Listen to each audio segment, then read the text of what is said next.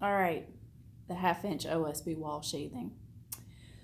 Okay, so you're going to need your drawings on sheet A2. Those drawings, sorry for the noise, are your elevations, okay?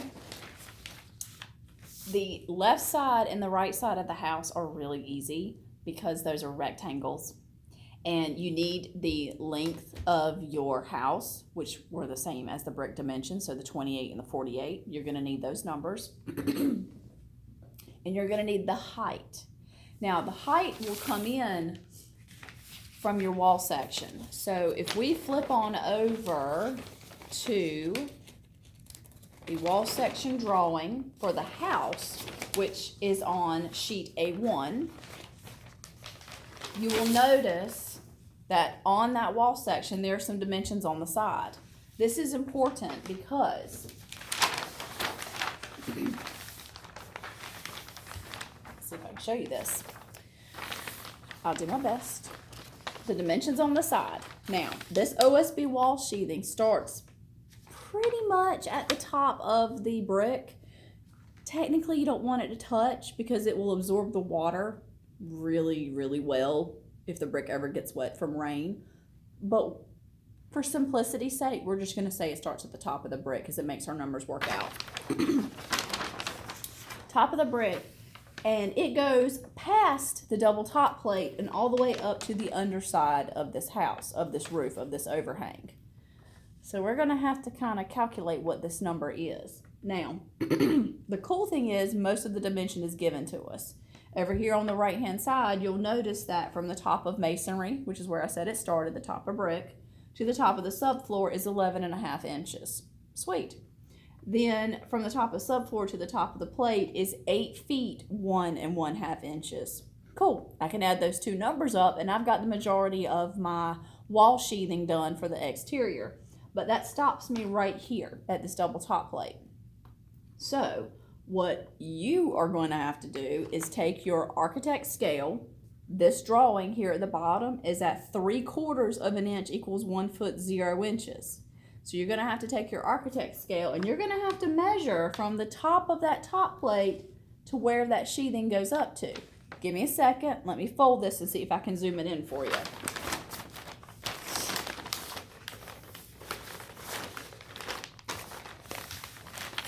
All right, let's get a close-up here. Right here. That is the top of your double top plate. See that? There they are, right there. But your exterior wall sheathing goes up to here. So you need to pull your scale out and take a measurement on the 3/4 equals 1 foot 0 inch scale and see what that distance is. It's not much, but it is enough to make a difference. Once you have that number, you will add all three of those heights together. Take that number in the height, multiply it by the 48, and you have the square footage on the one side of the house for your OSB. Multiply it by 2, and you've got the square footage on both sides of the house for your OSB. Makes it simple. It's a square foot calculation, okay? The front and the back. Now the front and the back are a little different. The height number you pulled already, you can use on the back. However, there's one catch. Let me show you.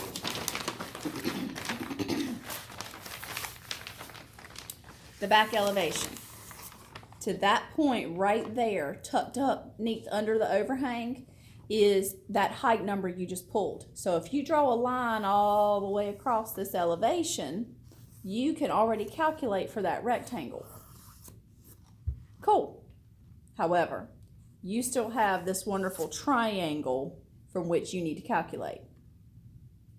Do you guys remember that geometric quiz you took in the very beginning and it had problem number 6 up there where you were given a slope of a triangle and you were given the width of the base? Well, guess what? Here it is in real life practice.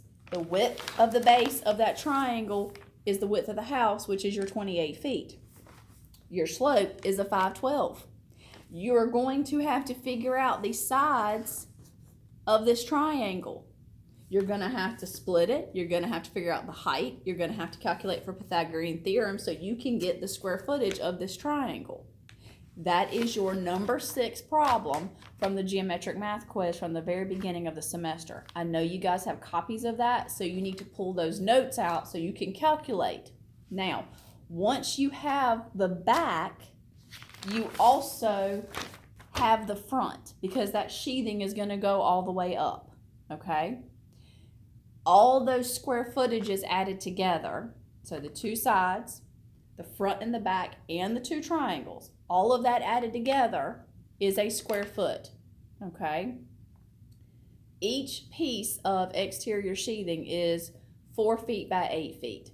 4 times 8 is 32, so each piece is 32 square feet.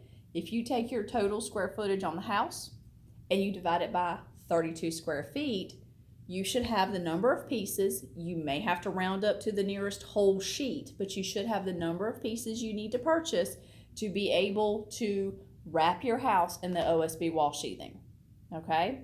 On your scope of work, I want to see 2 numbers for your OSB wall sheathing. I want to see the square footage you have, and then I also want to see the number of pieces. So I want to see those 2 totals right here on this sheet, okay? You've also got 2 more spots that you need to calculate for your OSB. And that is on the front of the house. There is this wonderful little triangle on the porch. And yes, it does get OSB sheathing on the back of it because the shakes, the vinyl shakes, need to have something to attach to. Okay, so we've got to put sheathing there as well. Again, you will have the width of that triangle and you will have the slope. It's the same as the house, 512. Run your calculations, figure out how much you need for that triangle. Then, on the side of the house that has the door, remember we had a little issue here where we had 2 of these. That one's non-existent. This one is. You have to calculate for this triangle too. It's also a 512. You can use your scale and get the width. That's perfectly fine because it doesn't exist anywhere. And then calculate what that OSB sheathing would be for that triangle. Okay? Again, add it all up, divide it by 32. You have your total number of sheets you need to order for the whole house to wrap it and be done. Okay? As far as the blocking for the OSB goes, typically where your blocking goes and how much you need depends on how you lay out your OSB sheets. Sometimes we can get OSB sheets that are in 4 foot by 12 foot lengths, which makes it nice because then it can fit the full height. Especially here on the side, it can fit the full height and we don't have to deal with any blocking. And we just make sure that the sheets land on a stud so they can be nailed into it. If you turn your sheets long way, then you will have to run blocking in between every stud, which is 14 and a quarter inches. I can't remember exactly the length between each stud, but you would have to calculate blocking for in between each stud where 2 pieces come together and we have to have a nailing surface. I think due to the situation we're in right now, you can actually cross off the blocking for OSB off your list and you do not have to calculate that.